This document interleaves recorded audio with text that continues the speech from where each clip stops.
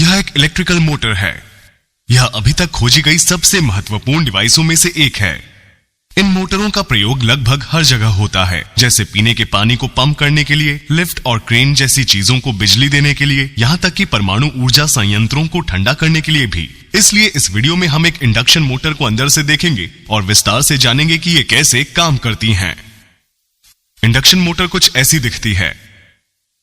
ये electrical energy को mechanical energy में बदलती हैं, जिनका प्रयोग पंप, पंखे, कंप्रेशर, गियर और पुली आदि को चलाने में होता है। लगभग सभी पुर्जे मेन हाउसिंग के अंदर होते हैं। सामने की ओर हमें एक शाफ्ट दिखाई देता है। यह पुर्जा घूमता है और हम पंप, गियर और पुली को इससे जोड़कर अपना काम पूरा कर सकते हैं। पीछे की ओर हम एक पंखा और एक प्रोटेक्टिव कवर देख सकते हैं। पंखा शाफ्ट से जुड़ा है। अगर इंडक्शन मोटर बहुत ज्यादा गर्म हो जाए तो अंदरूनी इलेक्ट्रिकल कॉइल के इंसुलेशन पिघल जाएगी, जिससे शॉर्ट सर्किट हो जाएगा और मोटर खुद ही जल जाएगी। शाफ्ट को कुछ बेयरिंग से सपोर्ट मिलता है, जो आगे और पीछे की शील्ड के अंदर लगी होती हैं।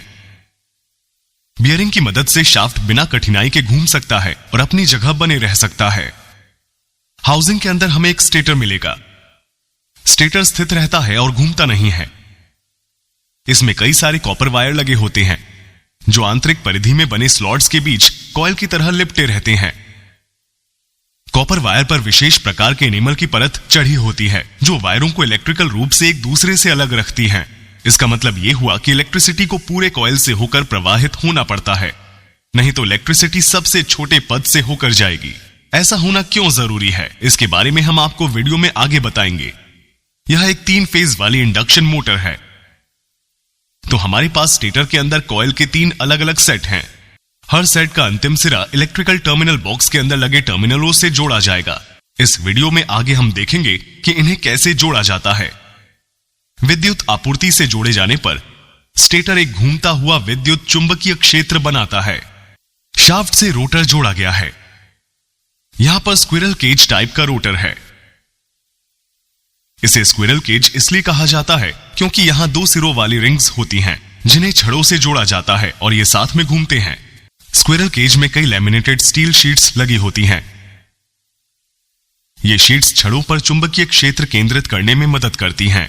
जब रोटर को स्टेटर के अंदर रखा जाता है और स्टेटर को विद्युत आपूर्ति से जोड़ा जाता है, तो रोटर घूमने लगता है। ऐसा कैसे संभव हो पाता है?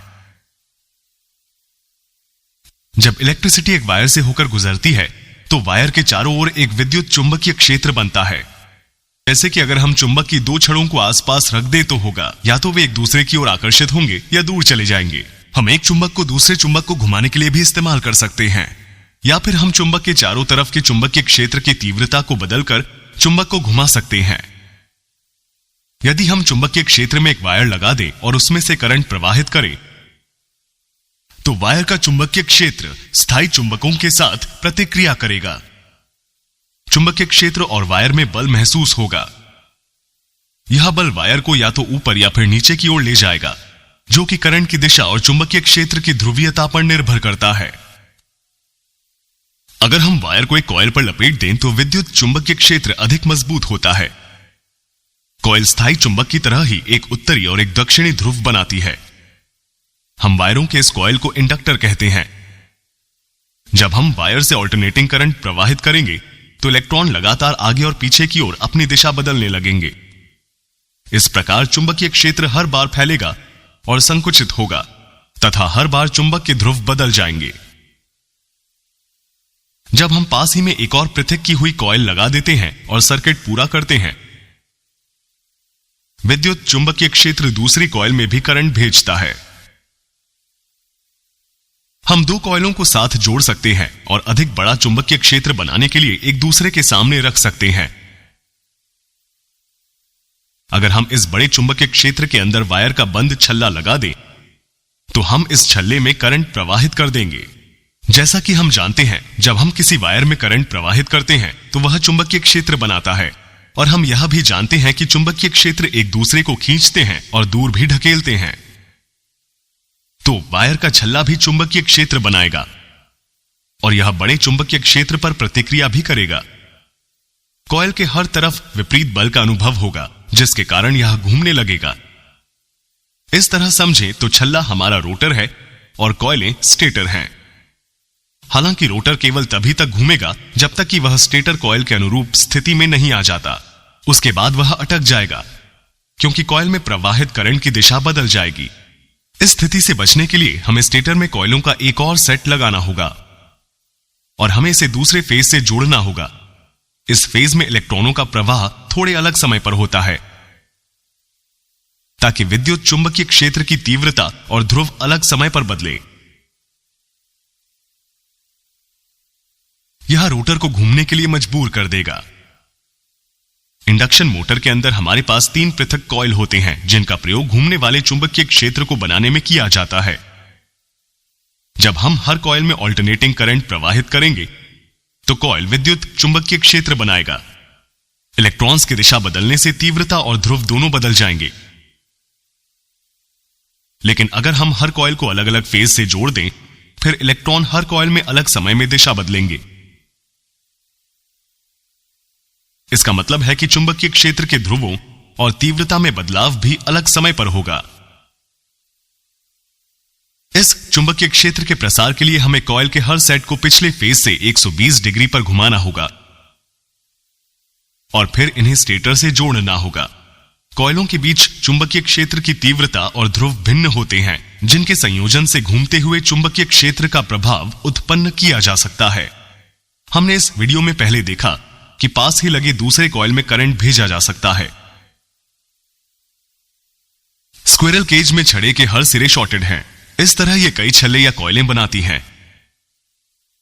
हर छड़ एक करंट बनाती है और चुंबकीय क्षेत्र बनाती है। रोटर छड़ों का चुंबकीय क्षेत्र स्टेटर के चुंबकीय क्षेत्र पर प्रतिक्रिया करता है। रोटर छड़ों का चुंबकीय क्षेत्र स्टेटर के चुंबकीय क्षेत्र की ओर आकर्षित होता है, क्योंकि चुंबकीय क्षेत्र घूम रहा है। इसलिए रोटर भी चुंबकीय क्षेत्र की सीध में आने की कोशिश करते हुए उसी दिशा में घूमता है, लेकिन वह पूरी तरह सीध में कभी नहीं आ पाता। रोटर की छड़ें अक्सर तिरछी होती हैं। इससे सभी छड़ों में चुंबकीय क्षेत्र के वितरण में सहायता मिलती है तथा यह मोटर को सीध में आने और जाम होने से रोकता है। स्टेटर के अंदर सभी कॉइलें और छल्ले होते हैं। जब इलेक्ट्रिसिटी वायर से होकर प्रवाहित होती है तो इन कॉइलों और छल्लों के कारण घूमता हुआ विद्युत चुंबकीय क्षेत्र बनता है। कॉइलों को ऊर्जा देने के लिए हमें सबसे ऊपर या फिर कभी कभी एक साइड में एक इलेक्ट्रिकल टर्मिनल बॉक्स मिलता है। इस बॉक्स के अंदर 6 इलेक्ट्रिकल टर्मिनल होते हैं। हर टर्मिनल पर एक अक्षर और एक संख्या होती है। हमारे सामने U1, V1 और W1 है, फिर W2, U2 और V2 हैं। हमारा फेज 1 कॉइल दोनों U टर्मिनलों से जुड़ा हुआ है। फिर फेज 2 कॉइल दोनों V टर्मिनलों से जुड़ा हुआ है और अंत में फेज 3 कॉइल W टर्मिनलों से जुड़ा हुआ है। ध्यान दें कि इलेक्ट्रिकल टर्मिनलों के दोनों सिरे अलग कॉन्फ़िगरेशन में व्यवस्थित हैं। थोड़ी देर में हम देखेंगे कि ऐसा क्यों है। अब हम हमारी 3 फेज वाली विद्युत आपूर्ति को उनके संबंधित टर्मिनलों से जोड़ देंगे। मोटर चलाने के लिए हमें सर्किट पूरा करना होगा और ऐसा करने के 2 तरीके हैं।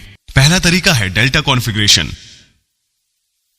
अब हम इन फेजों में एसी करंट प्रवाहित करेंगे। हम देखते हैं कि जब हर फेज में अलग समय पर एसी पावर की दिशा बदलती है, तब इलेक्ट्रिसिटी एक फेज से दूसरे फेज में बहती है।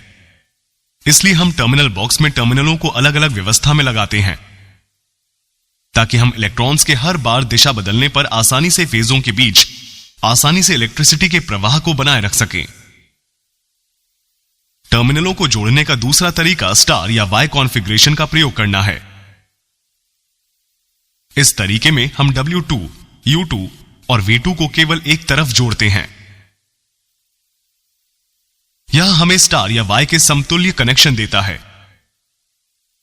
अब जब फेजों से होकर इलेक्ट्रिसिटी का प्रवाह होता है, हम देखते हैं इलेक्ट्रॉन फेजों के टर्मिनलों के बीच साझा किए जाते हैं।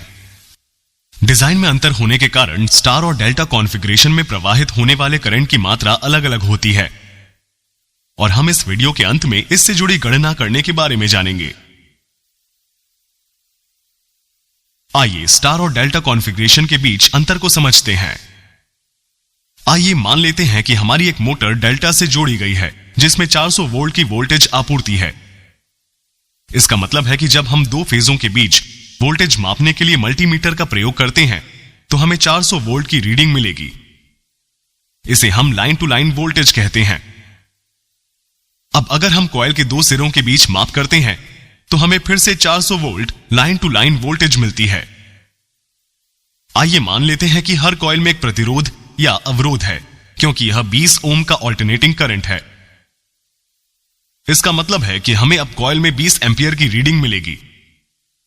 हम इसकी गणना 400 वोल्ट को 20 ओम से भाग देकर कर सकते हैं जिसका परिणाम 20 एंपियर होगा, लेकिन लाइन में करंट अलग होगा। यह 34.6 एंपियर होगा। यह गणना हमें 20 एंपियर का 3 के वर्गमूल से गुणा करने पर मिलती है जिसका परिणाम होगा 34.6 एंपियर। ऐसा इसलिए क्योंकि हर फेज में दो कॉइल जुड़े हैं। अब अगर हम स्टार या वाई कॉन्फ़िगरेशन देखें तो हमारे पास फिर से 400 वोल्ट की लाइन टू लाइन वोल्टेज है। अगर हम दो फेजों को माप करें तो हमें यही माप दिखेगी, लेकिन स्टार कॉन्फ़िगरेशन में हमारे सभी कॉइल एक साथ जुड़े होते हैं और स्टार पॉइंट या न्यूट्रल पॉइंट पर मिलते हैं। यह वह बिंदु है जहां हम जरूरत पड़ने पर न्यूट्रल वायर रन कर सकते हैं। इसलिए इस बार जब हम कॉइल के सिरों पर वोल्टेज की माप करते हैं तो हमें 230 वोल्ट से कम मान मिलता है। ऐसा इसलिए क्योंकि डेल्टा कॉन्फ़िगरेशन की तरह यहां फेज दोनों कॉइलों से सीधे जुड़ा हुआ नहीं है। कॉइल का एक सिरा फेज से जुड़ा है जबकि दूसरा सिरा साझे बिंदु यानी शेयर्ड पॉइंट से जुड़ा है। इसलिए वोल्टेज भी साझा की जा रही है।